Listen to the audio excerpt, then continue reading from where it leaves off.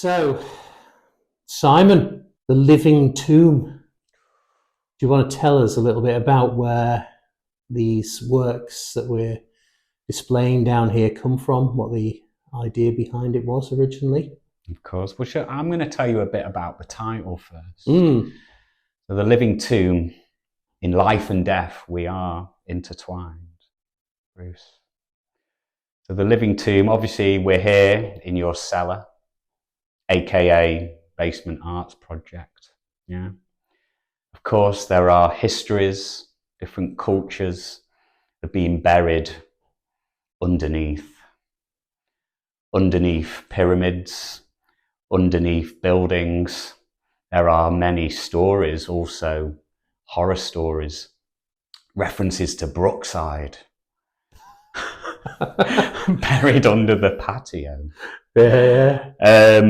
Obviously, I was never going to murder you all. I'm relieved about that. Are you a bit relieved? Yeah.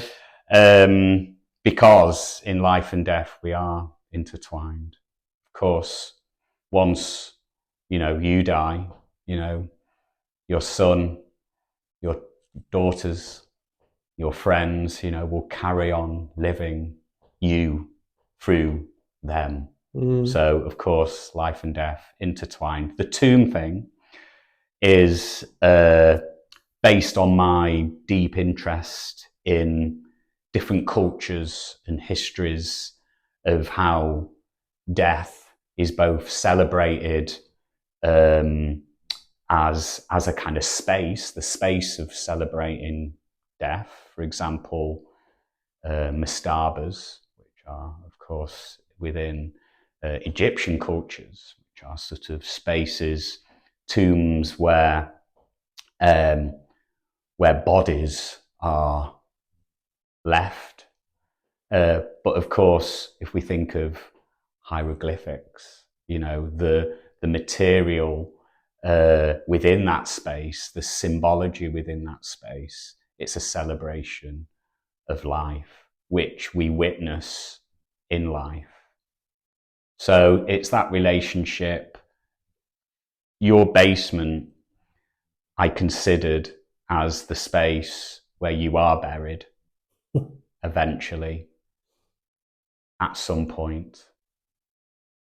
And this is a celebration of, or imagines, your living space, your interests. You have an interest in art, of course, Bruce.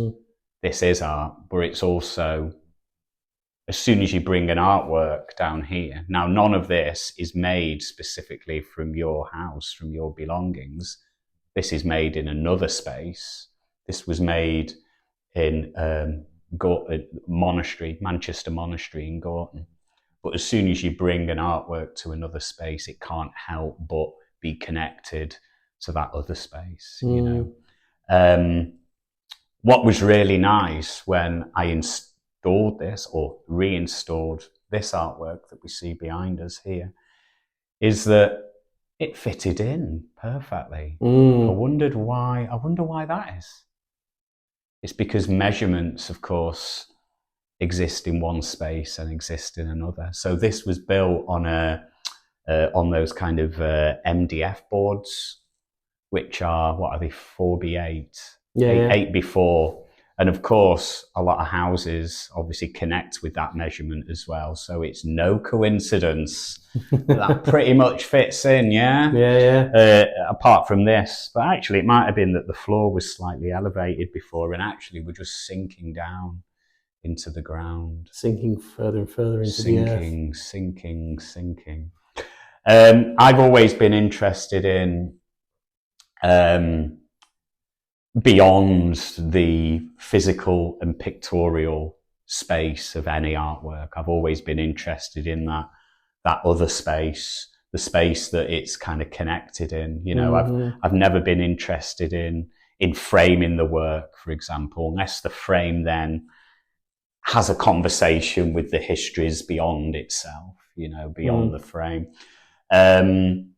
So, of course, this artwork that we see here, it connects with some of the spaces that you can't see, the windows, the pipes, other textures within the space, the ground, the floor,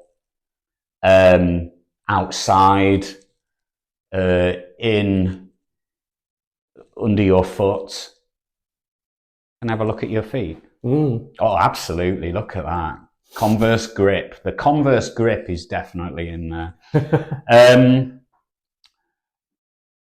What I'm also interested in, I've always been interested in cubism, in a kind of present, in the present sort of conditions, like technological conditions or social, political conditions. Of course, you can take any artwork and reinvent it in the present.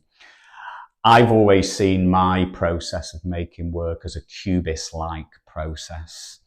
So, for example, the process of collecting the graphite rubbings for this, of course, I'm looking down, I'm looking across, I'm physically looking across, and I'm visually looking across. I'm up, I'm down. What I'm also trying to demonstrate here is that it's a bodily thing. Yeah? So I see this as also an extension to the body as well. Hopefully I'm now pulling a shape with my legs that somehow connects with this. A bit of a triangle there and a bit of a line. Yeah. Probably coming off it like that. Yeah. How's that? Strike the pose. Sort of, yeah. Strike the pose. So, yeah. Oh my God, I could go on for hours actually, just with that one question, of course. But I think one of the things that sort of like connects what you've done here with this is this idea of sort of like digging back in archaeological terms, something that is very much evident in everything that happens here in the basement is that we never get rid of entirely what people have done before. So as you look around this space, there is evidence of lots of different little bits left behind by other people. And when our friend Jeff Knopf came here the other year and he did his things, which, there's remnants left behind by him in here. There's all these little things. His was very much like an Egyptology kind of archaeological dig. We'll go with the first one. Yeah. Whereas this is kind of like a little bit different. So where there we were exhuming the contents of a tomb of like 13 years. Here we're sort of like looking forward into a future where I'm not around, but things are left behind as evidence of that. Yeah. It's interesting that you say all of those things because that connects to a lot of my deep interest in, I've worked with archaeologists, of course, as part of projects. It's no coincidence that, we think of those kinds of. That's what artists do anyway. They constantly take fragments from, either kind of physical fragments or even fragments of ideas and kind of evolve works in a kind of archaeological-like way anyway. Do you know what I mean? I think that's the nature of creativity in general.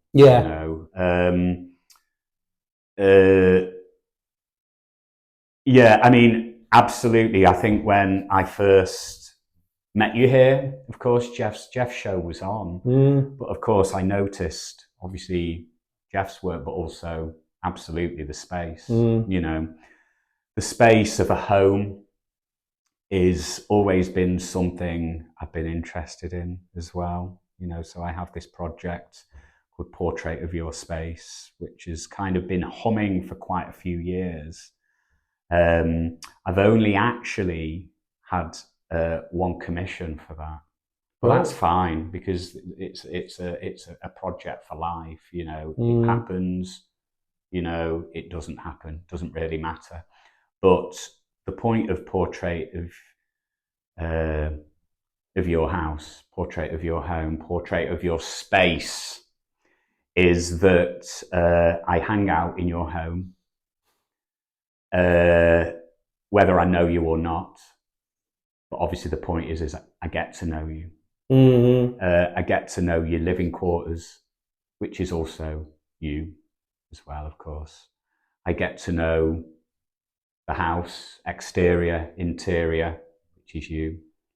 I even, so this one commission um, I was allowed to go in their drawers as well. Sorry, drawers, not drawers. Yeah. Or, sorry, just thought I'd confirm that. Yeah, I should mention that they already had an idea of where this drawing should go, where this artwork should go. Okay. So it was the whole length of their entrance hall. So I had a measurement in my head, but I also had only a certain amount of time. I had 1 day of collecting graphite rubbings, 1 day of building it, 1 day of installing it. Yeah. So I took graphite rubbings of all sorts of things, as you can imagine. The steps, the window sills outside, various things in their yard. They live in, oh no, they have just sold the house actually. So that's interesting because that changed the premise they're going to be taking that drawing with them, like they're taking their belongings with them. Of course, an artwork is a belonging, but it'd be quite interesting to see how they reconfigure it. I should also mention that in the contract, it's just the first year where I come and, if it gets damaged or something,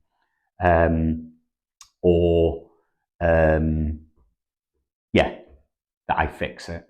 But after that, it's theirs. They're free to do what they want, set fire to it, move it somewhere else. Yeah. So that was in this contract, that I created a kind of contract for it. So anyway, yeah, portrait of your space. So yeah, interesting that they're moving, so they'll be reconfiguring it, but that's fine because it's out of the contract, the year contract. It was 2 years ago that I had this commission.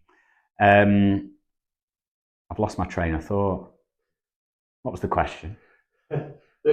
About this whole thing of where people are.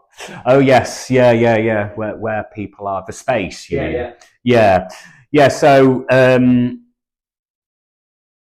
portrait of your space. Portrait of your space is you. It's your internal space. It's your personality. It's what you wear. It's what you don't wear. It's your relationships. It's your headspace. Yeah. It's the home. It's all a portrait. From my point of view, a portrait is that isn't a portrait. No. Well, it is a portrait, but it's like that's the old historical concept of a portrait. But of course, a portrait can be all sorts of things, can't it?